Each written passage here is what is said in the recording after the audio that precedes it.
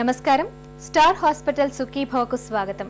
ఈ రోజు సుఖీభవలో నలుగురిలో కలవలేకపోవడం అనే రుగ్మత, సోషల్ ఫోబియాకు కారణాలు, దాన్ని అధిగమించే మార్గాల గురించిన ప్రత్యేక కథనాన్ని మీకు అందిస్తున్నాం.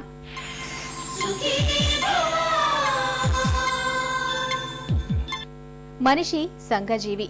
నిత్యం 10 మందిని కలవడం, వారితో మాట్లాడటం, అందరితోనూ కలివిడిగా ఉండటం అనేది మనిషికి ఒక తప్పనిసరి అవసరం. నేటి ఆధునిక జీవనంలో ఈ కలివిడితనం అనేది మరింతగా అవసరమవుతోంది. అయితే పరిసరాలు కావచ్చు, పెంపకం కావచ్చు, మనలో కొంతమంది నలుగురిలోకి వెళ్లి వారితో మాట్లాడడానికి భయపడిపోతుంటారు. ఒకటే చెమటలు పట్టేస్తుంటాయి. 10 మందిలో కలవడానికి బిడియపడే ఈ రకమైన ప్రవర్తనను నిపుణులు సోషల్ ఫోబియాగా పిలుస్తారు. సమాజం అంటే భయపడే ఈ రుగ్మతకు కారణాలు, దాన్ని అధిగమించే మార్గాల గురించిన ప్రత్యేక కథనాన్ని ఇప్పుడు చూద్దాం.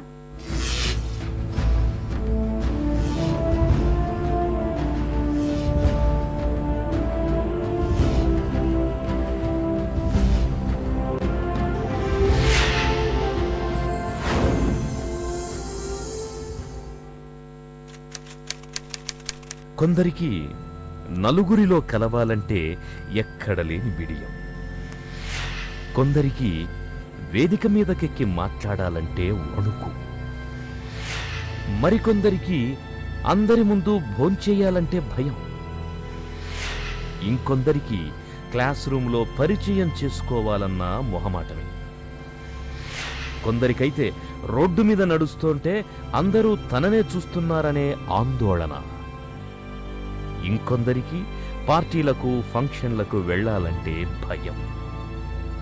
ఇలా 10 మందిలో కలవాల్సి వచ్చినప్పుడు కనిపించే విపరీతమైన ఆందోళనను, భయాన్ని డాక్టర్లు సోషల్ ఫోబియా అంటారు.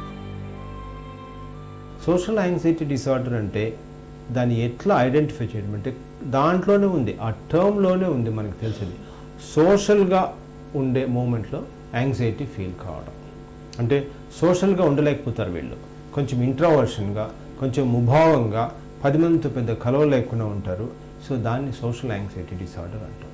ఈ సోషల్ యాంగ్జైటీ డిసార్డర్స్లో మెయిన్గా వచ్చే సిమ్టమ్ లక్షణం ఏంటంటే 10 మందిలో లేకుండా ఒక్కడే ఉన్నప్పుడు, లేకపోతే తన ఫ్యామిలీతో కానీ చాలా క్లోజ్ సర్కిల్ అంటే చాలా బాగా ఉన్న ఫ్రెండ్స్ కానీ, రిలేటివ్స్ కానీ, ఇంట్లో వాళ్ళతో ఉన్నప్పుడు ఏ మాత్రం యాంగ్జైటీ లక్షణాలు ఏముండవు. అదే పర్సన్ ఒక కొత్త సిచ్యుయేషన్లోకి ఎంటర్ అయినప్పుడు చాలా విపరీతమైన యాంగ్జైటీలోకి గురవుతాడు. అంటే ఒక ఎగ్జాంపుల్ చెప్పుకుంటే, ఇక్కడ రూమ్లో కూర్చున్నంతసేపు ఏ ప్రాబ్లం ఉండదు, ఆడియన్స్లో కూర్చున్నంతసేపు. తర్వాత తన పేరు పిలిచారనుకోండి, నెక్స్ట్ పబ్లిక్ స్పీకింగ్లో ఈయన మాట్లాడతారు అని స్టేజ్ మీదకి వెళ్ళాలా, స్టేజ్ మీదకి వెళ్ళి మాట్లాడాలా, 10 మంది ముందు మాట్లాడాలంటే విపరీతమైన యాంగ్జైటీ పెరిగిపోతుంది. యాంగ్జైటీ పెరిగిపోవడం అంటే గుండె దడ వస్తుంది, చేతులు వణుకుతాయి, చెమటలు వస్తాయి, నోట్లో తడారిపోతుంది, నోట్లోంచి మాట రాదు. ద రీజన్ ఏమంటే ఆడియన్స్లో కూర్చున్నప్పుడు ఎగ్జాంపుల్గా తీసుకుంటే ఎవరి అటెన్షన్ తన మీద లేదు. ఎప్పుడైతే స్టేజ్ మీదకి వెళ్ళాడో, స్టేజ్ ఫియర్ అంటారు చూసారా, అది వెళ్ళినప్పుడు ఆ కూర్చున్న ప్రతి ఒక్కరూ అటెన్షన్ తన మీదకి వస్తుంది. సడన్గా చాలా సెల్ఫ్ కాన్షియస్గా ఫీల్ అయిపోతారు. ఆ సెల్ఫ్ కాన్షియస్నెస్ అనేది టూ మచ్ అయిపోయినప్పుడు ఆ విపరీతమైన యాంగ్జైటీతోటే అసలు నోట్లోంచి మాట రాదు. పబ్లిక్ స్పీకింగ్లో చాలా ప్రాబ్లం అవుతుంది సోషల్ యాంగ్జైటీ డిసార్డర్లోనికి. దాన్ని సోషల్ యాంగ్జైటీ డిసార్డర్ అని అంటాం. సోషల్ ఫోబియా అనేది సర్వసాధారణంగా కనిపించే మానసిక సమస్యల్లో 3వ అతిపెద్ద సమస్యగా డాక్టర్లు పేర్కొంటారు. నిజానికి నలుగురిలో కలవాలంటే, 10 మంది ముందుకెళ్ళి మాట్లాడాలంటే, పార్టీలు, ఫంక్షన్లలో స్వేచ్ఛగా ఉండగలగాలంటే అందరిలో ఎంతో కొంత బిడియం, మొహమాటం, వణుకు, భయం కనిపిస్తాయి. అది సహజమే. అయితే సోషల్ ఫోబియా ఉన్న వాళ్లలో ఇలాంటి సందర్భాలు ఎదుర్కొన్నప్పుడు అందరూ తమనే చూస్తున్నట్టు, అందరూ తన గురించే ఏదో అనుకుంటున్నట్లుగా తమకు తామే విపరీతంగా ఊహించుకొని ఉక్కిరి బిక్కిరైపోతారు. ఎంతగా అంటే మాట తడబడుతుంది, గొంతు తడారిపోతుంది, చెమటలు పట్టేస్తాయి, కొన్నిసార్లు గొంతులోంచి అస్సలు మాటలే పెగలవు. ఇలా ఉంటుంది వారి పరిస్థితి. సోషల్ యాంగ్జైటీ డిసార్డర్ ఎవరిలో వస్తుంది, ఏ టైంలో, ఏ ఏజ్లో వస్తుందంటే మోస్ట్ కామన్గా ఇది కనిపించేది, first science of social anxiety కనిపించేది 13-14 ఏళ్ళ వయసులో, అంటే టీనేజ్లో. 12-13 ఏళ్ళ వరకు అది బాయ్ కానివ్వండి, గర్ల్ కానివ్వండి, అప్పటి వరకు వాళ్ళ తండ్రి చాటు బిడ్డ, తల్లి చాటు బిడ్డ. ఆ ఫస్ట్ టైం టీనేజ్లోకి వచ్చి అడల్సెంట్కి వచ్చినప్పుడు నాది ఒక అడల్ట్ పెద్దవాళ్ళలాగానే వస్తుంది. అప్పుడు తనకు ఒక ఐడెంటిటీ అని వచ్చినప్పుడు వీళ్ళు ఈ టెన్షన్లోకి వెళ్తారు. జనరల్గా జరిగేది ఆ 13-14 ఇయర్స్ అప్పుడే. బాయ్స్లో ఎక్కువ ఉంటుంది కంపేర్ టు గర్ల్స్. ఏ కారణాల వల్ల వస్తుందంటే కొంతవరకు జెనెటిక్గా అనేది ఉంది, అంటే ఫ్యామిలీస్లో రన్ అవుతుంది. పెద్దవాళ్ళలో ఉంటే, పేరెంట్స్లో కానివ్వండి, గ్రాండ్ పేరెంట్స్లో ఉంటే పిల్లలకు కూడా వచ్చేదానికి ఉంది. సెకండ్ థింగ్ ఈజ్ చిన్నప్పటి నుంచి పెంపకం, అంటే తల్లిదండ్రుల పెంపకం, సోషల్గా ఎక్స్పోజర్ లేకపోవడం, అసలు ఎక్కడ సోషల్ స్కిల్స్ ట్రైనింగ్ అనేది కంప్లీట్గా లేకపోవడం.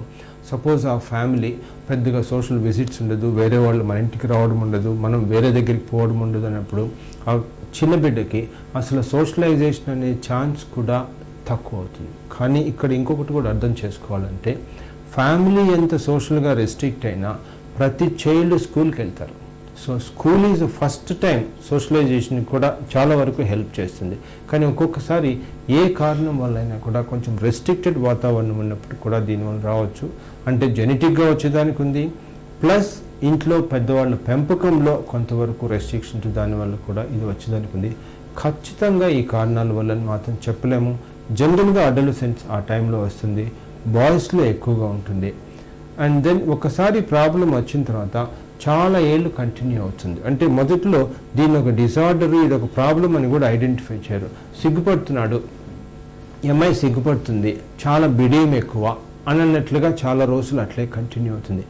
ఎప్పుడైతే ఒక పర్ఫార్మెన్స్లో, అది ఎడ్యుకేషన్ కానివ్వండి, పబ్లిక్లో మూమెంట్లో పర్ఫార్మెన్స్ కానివ్వండి, అప్పుడు ప్రాబ్లం వచ్చినప్పుడు అప్పుడు రియలైజ్ అవుతారు. ఫస్ట్ ఏంటంటే ఆత్మ న్యూనతా భావం అంటారు చూసారా, తనకు ఎంచుపరచుకోవడం. అంటే చాలా ఫ్రస్ట్రేషన్లోకి పోతారు.